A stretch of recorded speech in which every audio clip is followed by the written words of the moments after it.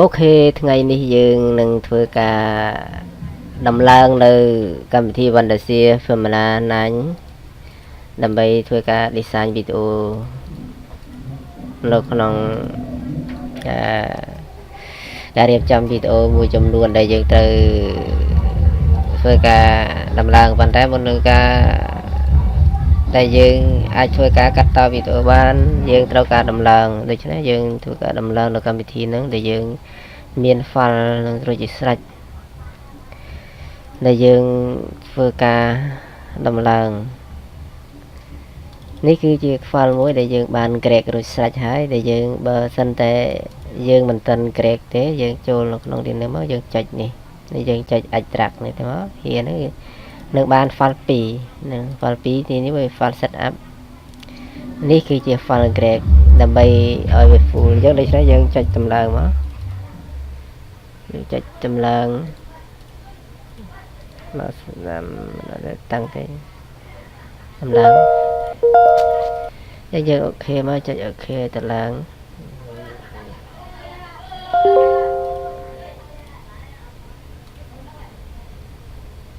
ហើយចុចពី I have read and accept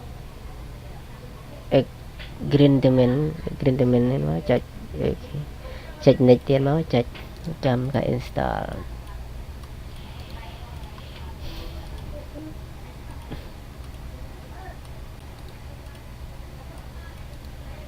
យើងធ្វើការរងចាំបន្តិចមកแล้วបានដំណើរវាដែរចឹងការកម្មវិធីកាត់តនេះគឺមានច្រើនដូច Sony Vegas ឬក៏ Sony Vegas នេះក៏ជាកម្មវិធីកាត់ត Camtasia The Power Director ក៏ជាកម្មវិធីកាត់តហើយកម្មវិធីដែលយើងកំពុងតែតម្លើងនេះក៏ជាកម្មវិធីកាត់តដែរដូចគ្នាកាត់តវីដេអូហើយកម្មវិធីនេះក៏ជាកម្មវិធីកាត់តដែរអានេះក៏វាកម្មវិធីកាត់តដែរប៉ុន្តែថ្ងៃនេះយើងកាន់តែហើយអំពីកម្មវិធី Filmora ណាញដែលជាកម្មវិធីមួយគឺកាត់តល្អដែរ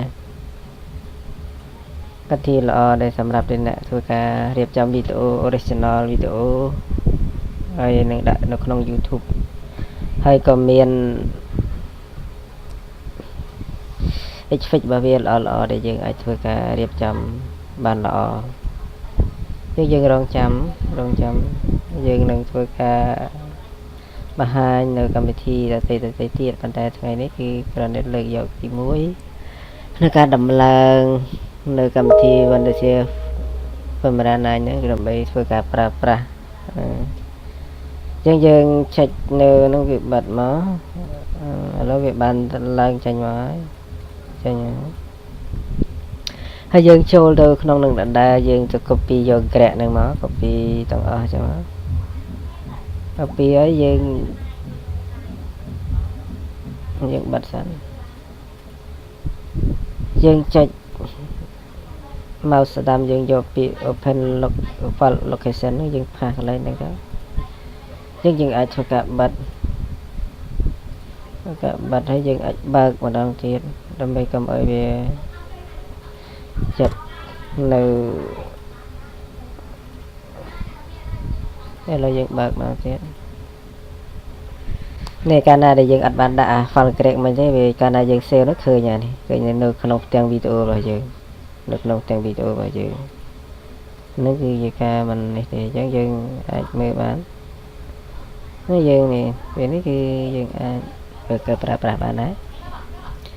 ជាកម្មវិធីនេះគឺងាយស្រួលផងដែរកម្មវិធីនេះគឺងាយស្រួលនៅក្នុងការកាត់តហើយយើងកាត់តអាចកាត់តបានល្អងាយនៅក្នុងការ zoom នៅក្នុងទីនេះយើងធ្វើការសាកបន្តិចមើលយើងធ្វើការ zoom មួយយើងចង់បាន zoom របស់យើងទាញទៅចូលនៅក្នុងចំណុចណាមួយចំណុចនេះ ចំណុចហ្នឹងយើងធ្វើការស៊ូមនៅចំណុចហ្នឹងហើយយើងបើការនេះមកចាំមើលការទាញស៊ូមយ៉ាងម៉េចដែរហើយទាញនេះគឺល្អចឹងគឺអរគុណការតាមដានទស្សនានៅក្នុងការដំឡើងនៅកម្មវិធីវិមរាណាញដែលជាកម្មវិធីកាត់តវីដេអូមួយដល់ងាយស្រួលហើយទំហំតូចចឹងសូមអរគុណបើសិនបងប្អូនចង់តាមដាននៅក្នុងការប្រើប្រាស់នៅវិមរាណាញជាបន្តនឹងសូមបងប្អូនអរ Subscribe និងបានវីដេអូថ្មីៗជាបន្តសូមអរគុណ